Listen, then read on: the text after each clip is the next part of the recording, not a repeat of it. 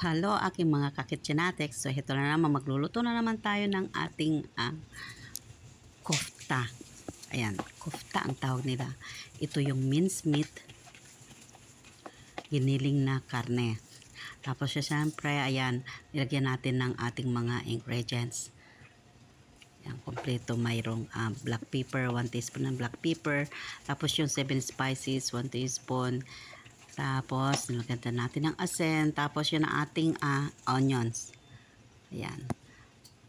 And then, ito yung ating dill or chef, sabi nila rito. At yung ating parsley.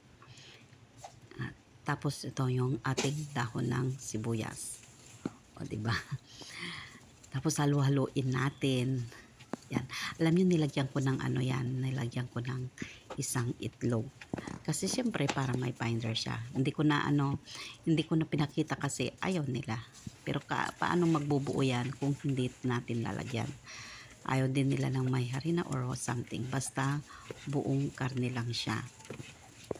Yan. So haluin natin mabuti para magpantay-pantay yung kanyang mga nilagay kong mga ingredients niya. So nilipat ko sa isang malaking lalagyan para mahalo kong mabuti. So, ito na, mag-umpisa tayo. Ayan, bilog-bilogin ko lang siya, pero flat, para maluto. Medyo kapalan natin ng konti kasi once na naluto yan, liliit pa siya.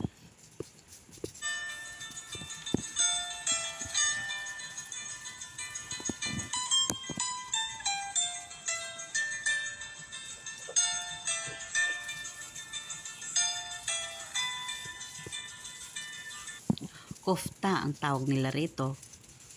Ayan, simple lang. Basta lalagyan lang natin yung karne na tapos lagyan lang natin mga ingredients niya, tapos ganyan lang. Bibilog-bilogin lang natin na medyo i-flat para maluto siya.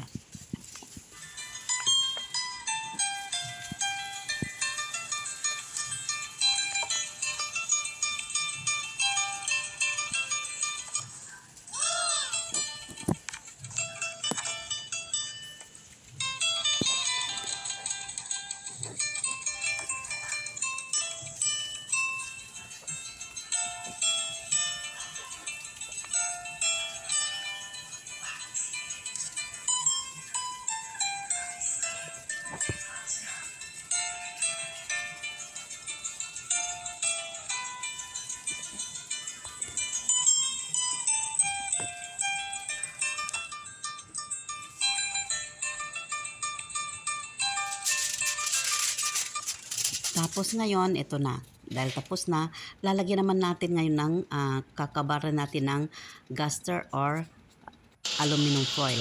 Tapos, yan, sisindi natin sa ating oven, una sa baba. Tapos yan, mamaya pag ilang minuto, babalik rin naman natin para magpantay yung luto niya. Yan po.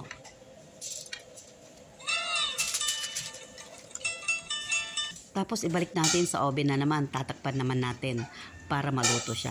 Tapos pag alam natin na luto na siya, tanggalin na natin yung kanyang aluminum foil para mag-brown na siya. Ayan, tapos baliktarin natin. Tapos heto na yung ating kofta. Kofta po ang tawag nila dito. Minced meat po ito. Karne yan na hinaluan lang yung ingredients. Diba?